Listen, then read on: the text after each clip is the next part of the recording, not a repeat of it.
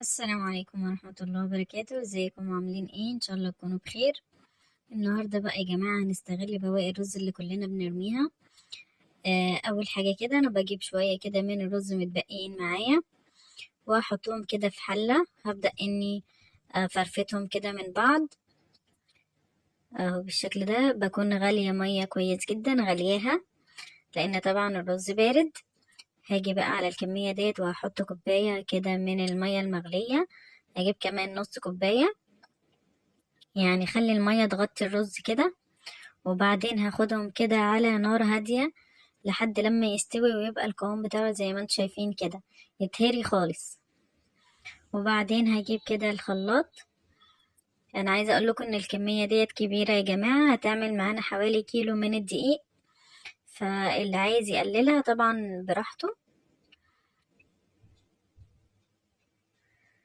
هحطهم كده في الخلاط،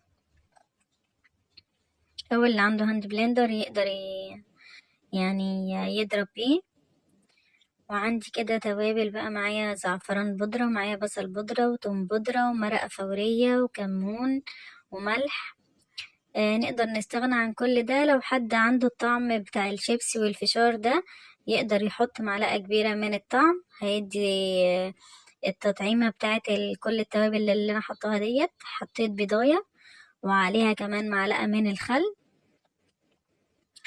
وهرش كمان عليها كده رشة صغيرة من الفلفل الأسود اهو بالشكل ده. هحط كمان 5 6 معالق كده من الزيت، يعني حوالي ربع كوباية مش اكتر. وهنزل برضو بشوية مية علشان اقدر امشي الخلاط. الحقيقة انا جيت اعمل بالخلاط التاني ما كانش شغال، فكان في مشكلة. حطيت بقى في الخلاط ده وابتديت اني اضربه. انا عايزاه يكون خليط كريمي كده يا جماعة، تشوفوا في الاخر اهو. اهم حاجة اللي خلاطه مش قوي يقسم الخليط ده على 2 او على 3 علشان ما يجرالوش اي مشكلة. هنا معايا بقى كوبايتين من الدقيق، عليهم كده معلقة صغيرة من البيكنج باودر.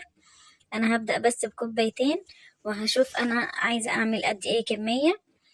انا حطيت كده حوالي كوباية ونص او كوبايتين الا ربع من الخليط اللي انا عملته ده، وهبدأ اني اخلط وهشوف انا محتاجة قد ايه. طبعا الكمية اللي انا عملتها ديت كتيرة، ممكن اعمل بيها كيلو من الدقيق، فاللي حابب يكتر يكتر. انا كده معايا كمان كوباية من الدقيق وابتديت ازودها شوية شوية لحد ما اشوف انا هاخد قد ايه منها. وهبدأ اني الم كده في العجين لحد ما اشوف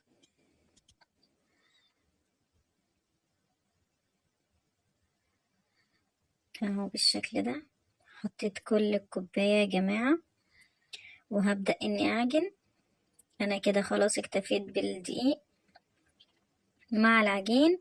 هتتلم بقى، بقت كويسة خالص واتلمت وحلوة. انا كده يا جماعة خدت حوالي، يعني وانا بعجن كده حطيت كمان رشة من الدقيق، يعني نقول كوباية 3 كوبايات ونص مثلا على الكمية اللي انا حطيتها ديت. فاللي حابب يزودها طبعا يزودها، دي حاجة براحته. انا قسمتها كده 3 كور علشان ايه اخد حبة حبة وواحدة واحدة واقطعها. فانا قسمتها كده. جبت كمان كيس كده تلاجة، ده للي عايز يعملها بالظبط قد بعضها ومش عارف ايه والحاجات ديت. فانا حطيتها كده في كيس تلاجة وهفردها جواه اهو بالشكل ده. هبدأ بقى اجيب النشابة وافردها، هملى الكيس بيها على قد العجين يعني اهو بالشكل ده. هساوي بس كل العجينة نفس السمك واملى الكيس. على فكرة برضو لو رشينا رشة دقيق كده في الرخامة وفردناها بتكون برضو كويسة. انا جربتها ولكن ما صورتهاش. فاللي حابب يعني يسهل على نفسه، هي رشة دقيق على الرخامة ويفردها، ومش لازم يعني تكون القطع متساوية قوي، يعني ما تكونش متقطعة بالملي، عادي ما فيهاش مشكلة. وبتتقطع عادي بالسكينة ما فيهاش اي حاجة. فانا جبت كده السكينة وهبدأ بقى اني افتح الكيس اهو. هي طبعا العجينة طرية، كانت محتاجة دقيق، فطبعا انا مش هينفع احط في الكيس دقيق اهو، فكانت بتلزق يعني شوية. لكن طبعا على الرخامة رشة، بس رشة بسيطة علشان ما تخليش المقرمشات دي في الاخر مليانة دقيق يعني. فكده اهو هقطع بقى. شايفين طرية ازاي؟ هي طرية ولكن مش حتة تلزيق، بس علشان طبعا مفيش اي مادة فرد ولا اي حاجة. فانا كده هبل بس السكينة بالدقيق. شايفين بعد ما بليت بقى السكينة بالدقيق ابتدت تتقطع كويس.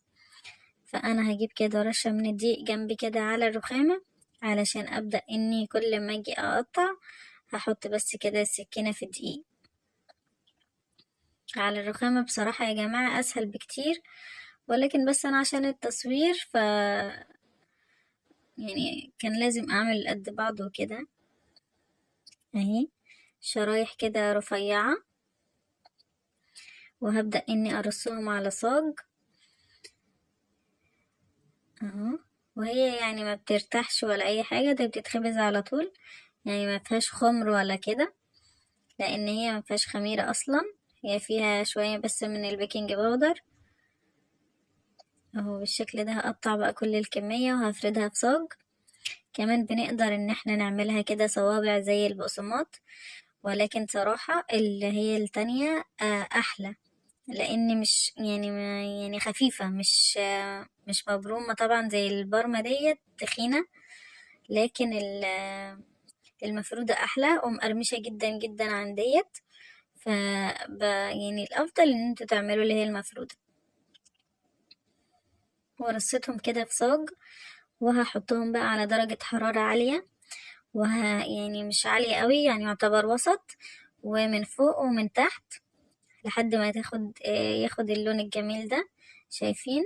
انا بقى جبت هنا شوية كده من التوابل على بعضها، كركم وبابريكا وكمون وحاجات من دي. فاللي عنده يا جماعة الطعم بتاع الشيبسي زي ما قلتلكوا في الاول، هي برضو هيرش في الاخر برضو منها احلى بكتير. بس ما شاء الله عملت معايا كمية قد ايه.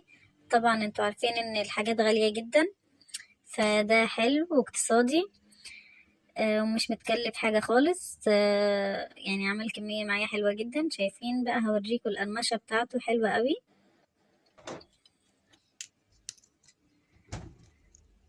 والسلام عليكم ورحمة الله وبركاته.